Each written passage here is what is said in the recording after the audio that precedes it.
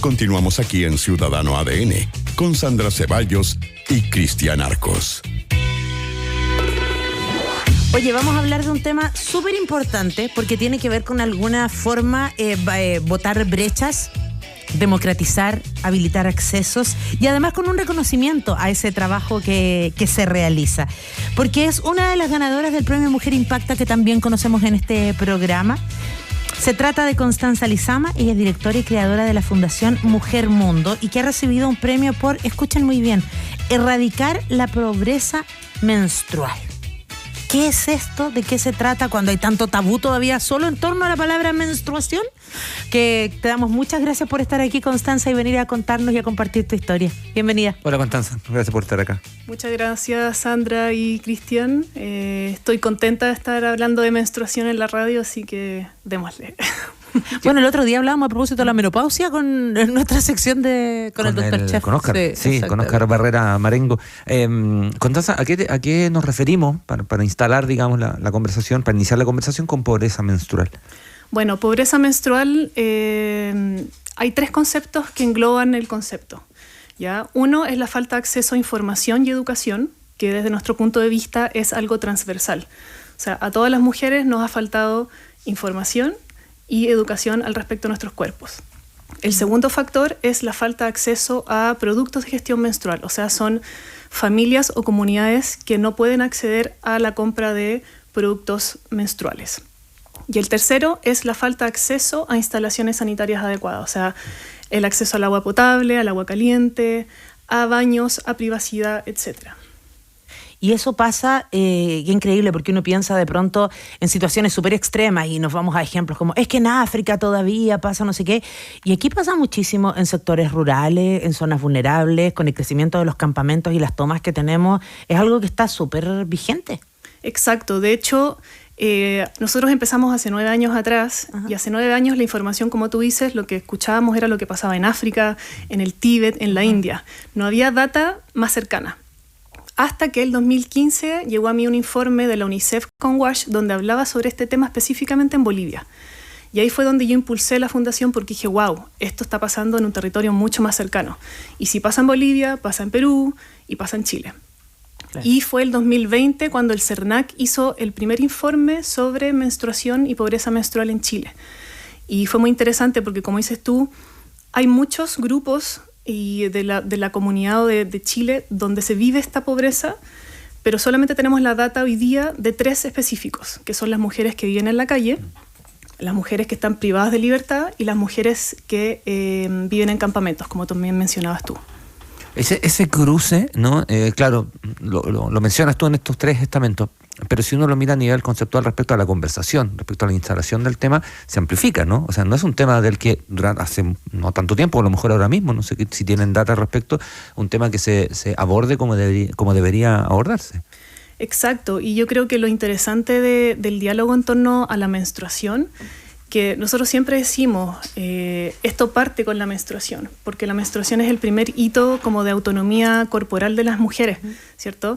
Cuando nosotros nacemos nos cambian los pañales, nos visten, pero ya llegamos a la pubertad y nadie nos pone la toallita, ¿cierto? Claro. Las mujeres tenemos que aprender a gestionarnos solas. Y dentro de esa gestión que es física, también hay una gestión de cuidados y de conceptos y creencias. Entonces, se dice que la menstruación es el tabú más grande de la historia. De hecho, o sea, hay data de la Biblia de 1400 a.C. donde habla de la impureza de la menstruación. Entonces, es interesante también el diálogo que se genera para sacarlo de lo femenino y posicionarlo como un tema cultural y social. Cierto. Claro, como la mirada cultural que hay al respecto, como las mujeres son vistas distintas desde que comienza su periodo menstrual, antes, ¿no? Recordemos que efectivamente los matrimonios en muchas culturas son desde los 13 años, precisamente porque ya la mujer es fértil y puede dar hijos y formar una familia, se supone, en tanto que suerte que en muchos otros, acá, la gran mayoría, eso ha cambiado.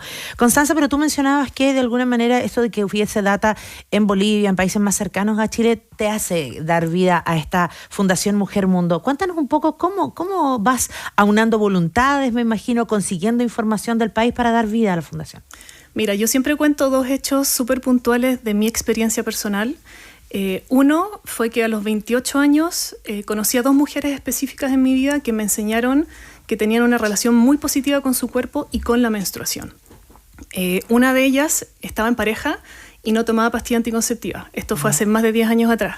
Y para mí, para mis creencias de ese entonces, era de loca o de hippie. Lo digo súper sincera. Sí, pues claro. O sea, como que irresponsable, ¿cachai? Como no había otra opción, ¿cierto?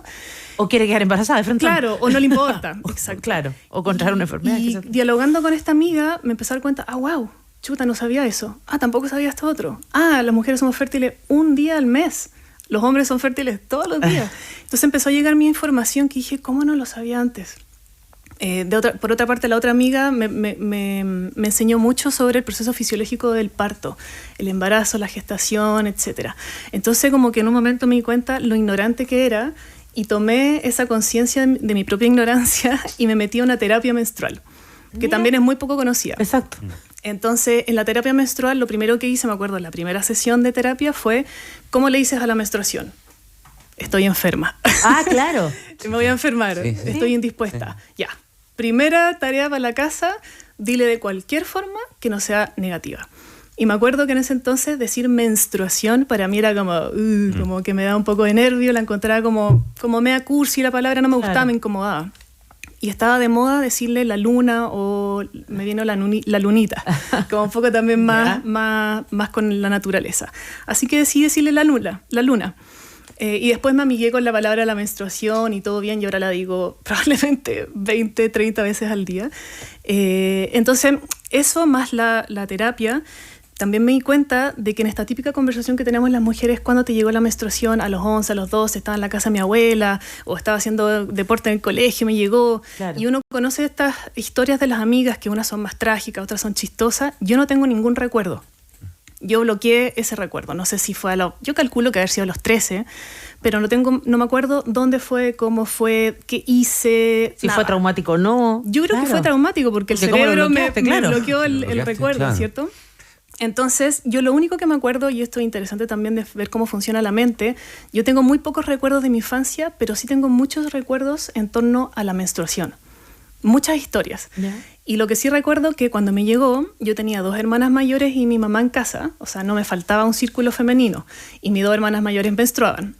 Entonces yo tenía mucho miedo, mucha vergüenza, y lo que hice los primeros meses es que les robaba las toallitas a mi hermana, un poquito a una, un poquito a la otra, sin que se dieran cuenta. Un robo hormiga. Un robo hormiga. Claro, ¿no? De hecho, ayer se reía una mi hermana, me decía, yo pensé que habían duendes en la casa. Y así me gestioné un tiempo, y me acuerdo que hubo un momento específico donde ninguna de las 2 tenía. Y uno pensaría como, ahora es el momento de decirle a tu mamá, seguro, para que vayas al colegio. Pero no. Y no. Y me acuerdo también haber estado en el baño, muerta de susto, agarrando confort y algodón, metiéndolo en los calzones y yendo al colegio así. Entonces yo creo también, porque no es un recuerdo, que lo pasé tan mal, porque ya uno lo pasaba mal con la toallita higiénica, ¿cierto? Porque se podía correr, ¿cierto? Y un montón de cosas. Y yo creo que ahí eventualmente le dije a mi mamá. Y lo más interesante también fue de que este miedo que yo me pasé en mi cabeza, al final no era nada, porque yo veía el tema de la menstruación en mi casa solamente una vez al mes, que mi mamá preguntaba, ¿quién necesita toalla higiénica? Eso es lo único que cuando se mencionaba el tema. Y como muy de objeto, ¿cierto? Como hacer la lista de supermercado. Claro, casi, sí, porque hacía la compra mensual. Exacto. Entonces, lo que yo hice fue como, mamá, yo también necesito. Ya. ¿Cuáles te gustan? ¿La misma tu hermana? Sí, listo, chao. Check. Claro. Y eso fue. Y yo me había pasado toda esta película del miedo, ¿cierto? Y me hizo vivir todas esas experiencias que también dije, wow, yo lo viví con todo el acceso, ¿cierto?, que tenía, la familia que tenía, y pude vivir también esa angustia de tener que gestionar una menstruación como con lo que tuviera, ¿cierto? Así que eso fue lo que me impulsó más el estudio de Bolivia, que me dije, wow. Sí. Y al compartir esta experiencia, que puede ser muy ilustrativa, ¿te encontraste con ejemplos parecidos, con historias que son parecidas? Sí, o sea, de hecho la primera campaña de la fundación se llama Mi Primera Menstruación, y son pequeños extractos de la historia de las mujeres de cuando les llegó la menstruación. Tengo la Natalia Valdebenito, está en uno de esos extractos, y obviamente su historia es súper divertida, porque ella quería ser grande, ella quería crecer, ¿cierto? Y como, ¿por qué no me llega, cierto? Y le llegó el día de su santo, me acuerdo que contó. Entonces está desde eso, que estaba súper feliz, lo único que quería era crecer y ser grande, hasta, por ejemplo, la Isi Urrejola, que también me dio su testimonio y que le llegó en un asado familiar con toda la familia, fue al baño con su prima, vio el calzón, la prima salió corriendo al baño, gritando, la Isi se está muriendo, y al final todos terminaron aplaudiéndola, y ella muerta de vergüenza también, que eso es como lo asociado a que todo el mundo sepa. Y también tengo testimonios de mujeres que no tenían idea qué les estaba pasando porque les llegó muy chica y pensaban que se estaban muriendo. Estamos conversando con Constanza Lizama, directora y creadora de la Fundación Mujer Mundo, a propósito de esta erradicación de la pobreza menstrual, que es uno de los temas que abordan en el trabajo que han hecho con la Fundación. Constanza, y te escuchaba y pensaba cuando ya empiezan con el trabajo en la Fundación y empiezan a ver la realidad en nuestro país. ¿Con qué te encuentras, no? Porque obviamente estas historias, y que de alguna manera es súper bueno que personas famosas lo visibilicen porque da cuenta de que a todos nos pasa, ¿no? Efectivamente, cada una tiene su historia, pero a veces nos podemos encontrar con situaciones súper complejas a nivel, como lo decíamos al comienzo, con campamentos, con zonas rurales, con zonas vulnerables, porque hablamos con mucha naturalidad de ir a comprar las toallitas higiénicas o los tampones, o en algún momento, a propósito de la sostenibilidad, también han salido unos pañitos que son como reutilizables y etcétera, pero hay gente que simplemente no tiene acceso a ninguna de ellas. Hay consultorios a veces que pueden entregar, pero hay personas que simplemente no lo tienen. Sí. No sé si tú has conocido esas realidades a partir del trabajo que hacen, por ejemplo. Sí, mira, lo más interesante en temas de gestión menstrual es que se nos olvida a veces de que fueron nuestras madres las que ocuparon pañitos. Así, o sea, como los pañales de las guaguas también. O sea, sí, se hacían, se confeccionan sus propias toallitas, porque no existían las toallitas higiénicas, y si existían eran muy caras, porque eran nuevas en el mercado. Ajá. Entonces, somos de las generaciones donde todavía nuestras madres tienen el recuerdo de esa gestión menstrual. Y en torno como a lo que tú mencionas, en nuestra experiencia como fundación nosotros hemos trabajado en Chile y en Paraguay. Lo más interesante es que nuestro primer proyecto fue en Paraguay. Nos invitaron al tiro a trabajar con las niñas paraguayas. Y en ese contexto es muy interesante también ver de que si bien nosotros tenemos una aproximación, ¿cierto?, hacia lo que estamos trabajando, cada comunidad con la que trabajamos tiene diferentes necesidades y realidades culturales y sociales. Entonces, por ejemplo, cuando nosotros fuimos a Paraguay, íbamos con todo este sistema y nos dijeron, no traigan tampones. Ah, mira, claro. No se les ocurra nada que se introduzca al cuerpo de las niñas, lo traigan porque... Es muy invasivo para acá ellos. Ni siquiera los venden. No, claro. O sea, yo tenía una amiga que vivía en Paraguay y me decía, Connie, acá el tampón no existe.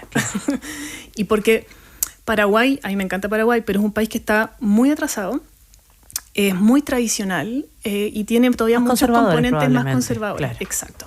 Y de hecho es tan conservador que yo iba a los colegios y había carteles en las entradas de los colegios donde decía, mamás, les reiteramos, no vengan con shorts mostrando las piernas, los brazos. Okay. O sea, todavía está ese concepto de que mostrar el cuerpo es malo. Y era muy interesante ver la diferencia de trabajar con niñas paraguayas a trabajar con niños chilenos. Entonces, esa conservación, ¿cierto?, de lo paraguayo permitía de que el niño fuera niño todavía.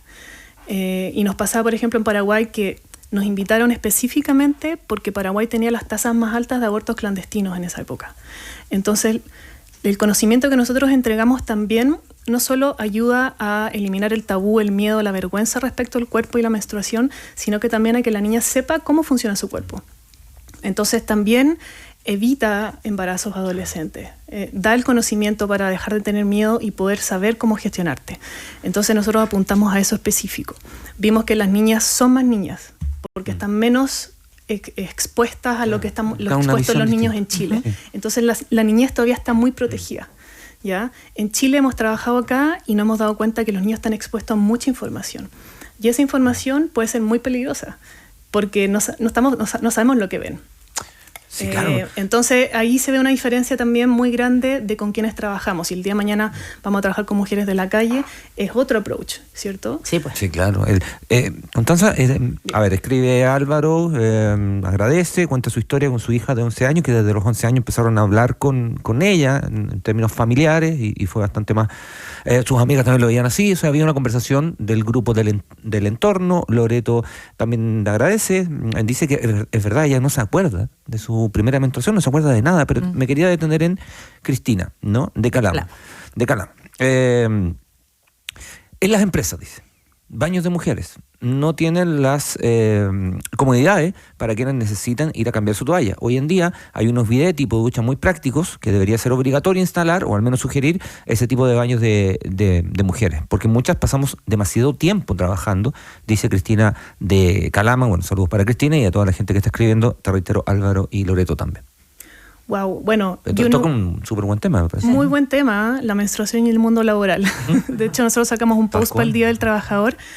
Yo nunca he trabajado en oficina, siempre he sido independiente, así que no conozco ese mundo, pero sí sé de que efectivamente hay un tema en el mundo laboral. O sea, nosotros pasamos 8 horas de nuestro día en el mundo laboral. Por lo menos, claro. O sea, por lo menos, ¿cierto? Entonces, es gran parte. Las mujeres menstruamos todos los meses, varios días. Entonces, es muy importante también llevar este diálogo al mundo laboral. Se sabe hoy día que hay un porcentaje muy alto de mujeres que sufren dolores inhabilitantes. Entonces, por ejemplo, hay muchos factores que solamente las mujeres que viven en esos espacios pueden entregar para que nosotros podamos tener la información, ¿no? O sea, y a eso yo también decía en el reportaje de MOL que no hay data hoy día en Chile. Claro. Nosotros podemos creer, ¿cierto? Suponer, claro, bajo ciertos factores, claro. Sacamos ciertos índices de pobreza, aislamientos de ciertos tipos geográficos, sociales, culturales, etcétera, y más o menos armamos un panorama. Entonces, por ejemplo, lo que hoy día nosotros estamos haciendo como fundación es que en cada universo en el que trabajemos vamos a hacer un levantamiento de información representativo. O sea, ¿cuál es el porcentaje de mujeres que les pasa tanto? ¿Cuál es el porcentaje de mujeres que se siente de tal forma? Las edades, ¿cierto? Las sensaciones, las experiencias. Porque si no, o sea, es la única forma que nosotros podamos como posicionar el tema de forma concreta. Por ejemplo, lo que decía la oyente de que de este tema como de instalaciones, ¿cierto? En las oficinas. Cristina, claro. Cristina. Y poder también proponer cambios, ¿cierto? En estos espacios laborales, que se tomen en cuenta. Mira, me parece, y quiero aprovechar de agradecer particularmente a los ciudadanos que nos están escribiendo, porque precisamente quería ir a ese punto, a los hombres, cómo se han involucrado con el paso de los años también en este tema, porque las personas menstruantes efectivamente tienen necesidades, pero también necesitan de pronto el apoyo de otras. Yo me acuerdo que cuando yo era chica, nosotros somos 2 hermanas y 2 hermanos, mis hermanos iban a comprar toallas higiénicas porque se les enseñó así desde pequeños, y ellos sabían, porque además después este mercado fue creciendo, que estaban las conalas, que las sinalas, que me acuerdo una vez un amigo dijo, no, pero si mi mamá usa de esas familiares, por hablar de las nocturnas, que eran más grandes para las personas con flujo, era muy gracioso. Pero el conocimiento que se tiene de los productos que hay en el mercado, de las necesidades que tiene cada persona menstruante, me parece que es súper importante, y nuestros ciudadanos están muy a la altura. Aquí nos están escribiendo varios, y mira, Claudio Muya, por ejemplo, nos dice, mi señora me cuenta que cuando ella era joven, llegó una prima que vivía del sur en visita a su casa y se ponía papel de diario cuando estaba en periodos a principios de los 90, y eso no es hace tanto.